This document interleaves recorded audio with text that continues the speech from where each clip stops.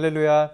오늘은 11월 25일 수요일 주 예수와 함께 말씀과 함께 시편 87편의 말씀을 함께 읽고 묵상하는 시간입니다.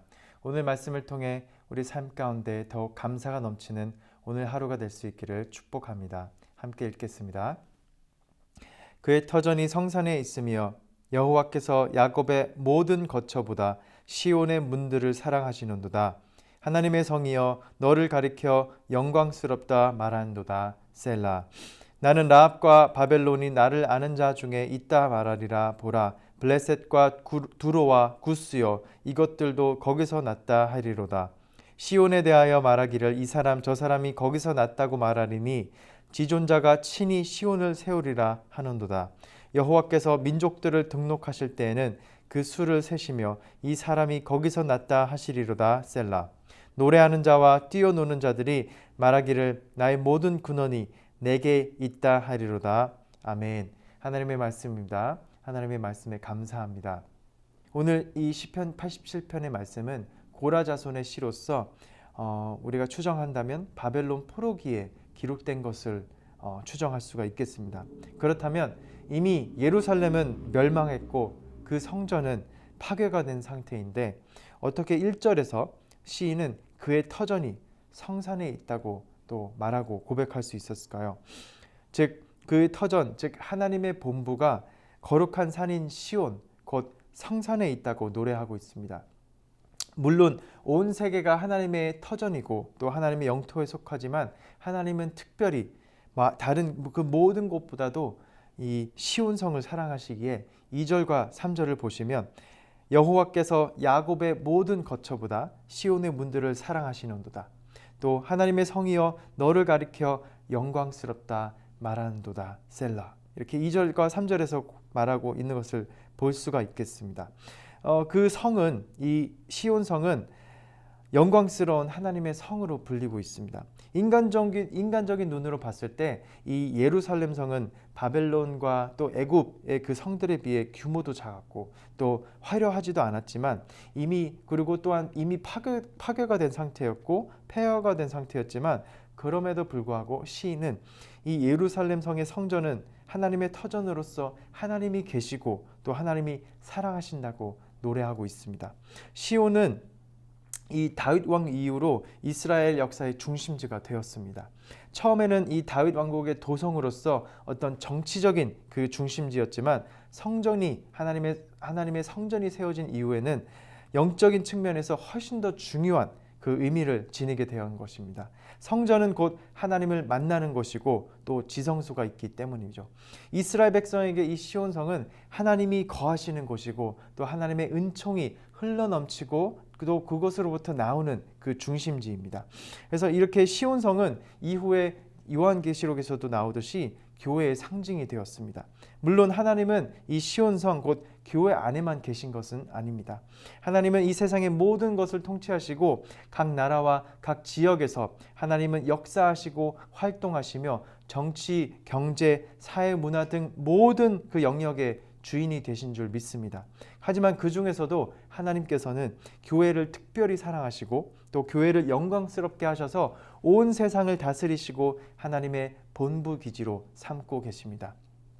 궁극적으로는 하나님이 완성하실 그 새 예루살렘은 하나님께서 현재 우리 이 교회를 통해 일하고 계시며 또 하나님의 터전인 성산 곧 거룩한 교회를 통해 완성하시고자 하시는 것입니다. 그러나 이것은 교회가 완전하고 또 의롭기 때문이 아닙니다. 교회에 모인 우리가 완전하고 또 의롭기 때문도 아닙니다. 하나님께서는 독생자 예수 그리스도를 또 피로 구원하셔서 하나님의 백성으로 삼으신 우리 공동체가 곧 교회 공동체가 되고 또 우리를 통하여 선교적 교회를 통하여 하나님께서 역사하시고 일하실 것이기 때문입니다. 하나님의 사람들은 온 세상에 흩어져서 각자에게 맡겨진 그 사명과 일들을 그 여러 모습들을 통해 하나님 나라의 일을 감당하고 있습니다. 그러나 우리는 항상 정기적으로 하나님의 그 거룩한 시온성 곧 교회, 이 거룩한 교회에 모여서 하나님을 만나야 할 줄 믿습니다.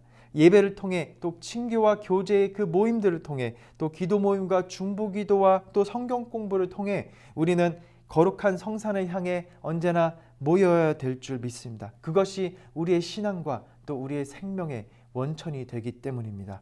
이제 4절을 보시면 라합은 애굽 별칭으로서 이 애굽과 바벨론은 이 당시에 이 양대 제국들로서 20세기 냉전 시대의 미국과 소련과도 같은 존재들이었습니다. 또 4절에 보시면 이어서 블레셋과 두로와 구숫 등의 나라들 그리고 세상의 모든 나라가 다 시온으로부터 나왔으며 5절에서 나라뿐만 아니라 각 그 사람들이 시온으로부터 나왔음을 말하고 있습니다.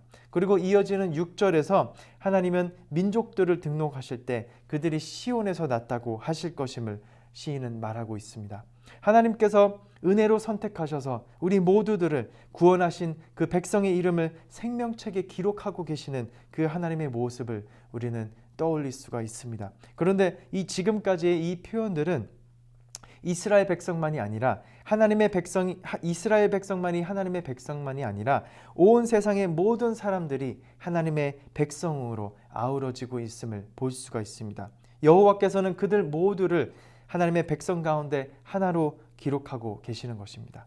본 시편이 포로기 이후에 기록된 것으로 우리가 추정한다면 요나서와 룻기만큼 이 포괄적인 하나님의 구원의 역사에 그대한 인식을 가지고 있음을 볼 수가 있습니다. 또 하나님의 구원과 사랑은 이 배타적인 어떤 민족주의가 아니라 포괄적인 하나님의 그 사랑의 본질을 담고 있음을 우리는 알 수가 있습니다. 요나서를 보시면 하나님은 어느 한 생명이라도 멸망하는 것을 원하지 않는 것을 우리는 알 수가 있습니다. 그래서 우리는 누구를 판단하고 정죄하기보다도 우리 자신을 겸허히 돌아보고 또 하나님께서 모든 사람과 생명을 소중히 여기시고 사랑하시기 때문에 그들과 우리는 화평을 이루며 또 하나님의 백성으로서 기쁘게 하나님을 찬양하고 또 하나님 앞에 거룩한 성전을 향해 나아가야 하는 것을 우리는 다시금 또 믿고 또 깨닫게 되는 것입니다. 시온은 세상 모든 이들의 생명의 그 원천이 되기 때문입니다. 우리는 때로 우리 자기 문제에 갇혀서 이 온 땅을 다스리시는 하나님의 나라를 바라보지 못하고 믿음으로 나아가지 못하는 경우가 때로 있습니다. 시인은 그래서 이 바벨론 포로기의 상태에 갇혀 있으면서도 하나님이 온 땅을 다스리심을 또 고백하며 담대히 믿음으로 선포하고 있는 모습을 우리는 볼 수가 있습니다. 지금 우리의 현실이 어떠하든지 타인의 우리를 향하는 그 시선이 어떠하든지 또 우리는 온 세계의 주인이신 하나님의 자녀임을 우리는 잊지 않고 또 주님 앞에 감사함으로 나아가야 될 줄 믿습니다. 그리고 그 앞에 나아가 우리는 예배하고 시온성에서 온 땅을 다스리시는 하나님을 만나고 또 하나님의 뜻을 이해하며 나아가야 될 줄 믿습니다.